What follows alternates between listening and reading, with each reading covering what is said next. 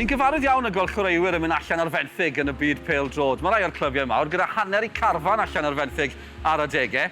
Mae fe'n rhywbeth ni'n gweld mwy ohono yn uwch gyngor Cymru y dyddiau yma. Wrth i'r clybiau proffesiynol yng Nghymru danfon i chwaraewyr ifanc allan i gael profiad. Am gol gan Mamadou Touré! O arbediad da gan Matthew Turner. I think that it's great to see these clubs trust in their national league to help with the development of their young players. And you know, so far I think the league has benefited hugely from some really talented young lads who've come into it.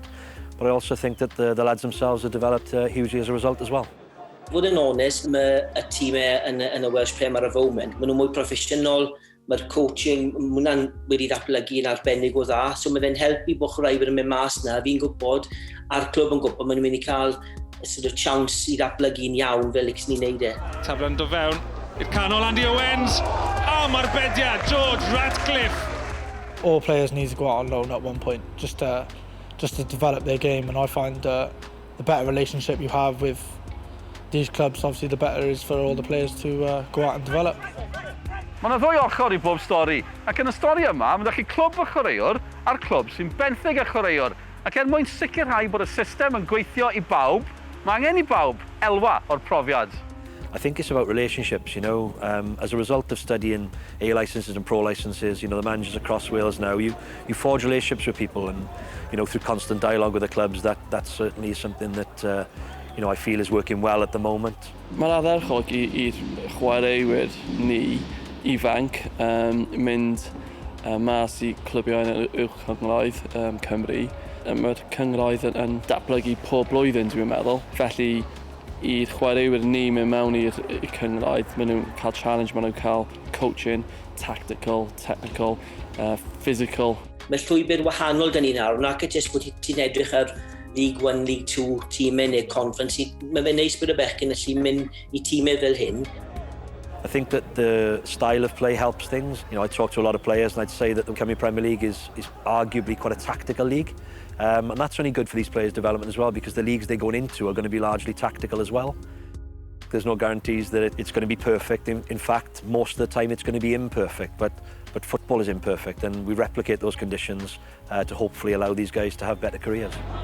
O, gwaith gwych gan Albert. Felly mae'n amlwg yn bwysig bod y benthyciad yn gweithio o blaid y clybiau, ond beth sy'n ganolbwynt i'r cyfan a'r peth mwyaf pwysig yn hyn i gyd wrth gwrs yw profiad y chwaraewyr.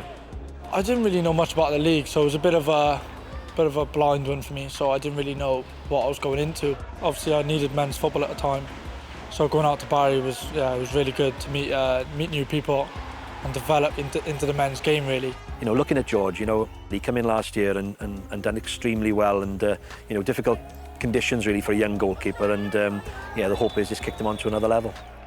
Mae'n change ti fel person a sut ti'n chwarae, fi'n credu mae di mature fi llawer mynd yna, fi'n credu bod e'n benefit o unrhyw player ifanc. Unwaith ath ei TNS, nath ei lot o wyniaeth iddyn nhw. Achos bod y coaches mor dda yna nawr, fi'n gwybod maen nhw'n deall lot yn byti ddatblygu chwaraewyr, nac dim ond yn byti pêl-drod, ond yn byti fel maen nhw'n byw, fel maen nhw'n tyfu. Mae fel jigsaw bach, popeth yn mynd mewn, a wedyn mae llun yn dod mas yn gyfan gwbl. Beth sy'n amlwg, a beth sy'n hyfryd i'w weld, yw bod y berthynas rhwng y clybiau proffesiynol a'r clybiau yn uwch gyngor Cymru wedi gwella yn rhyfeddol. Y cwestiwn mawr wedyn yw ble mae hyn i gyd yn arwen? I'd like to see Cardiff and Swansea, Newport, Wrexham, etc. in the Cymru Premier League, you know. Maybe not their first teams, but maybe B teams, because I see then that only being a good thing for Welsh player development as well, and who knows what might happen in the future years.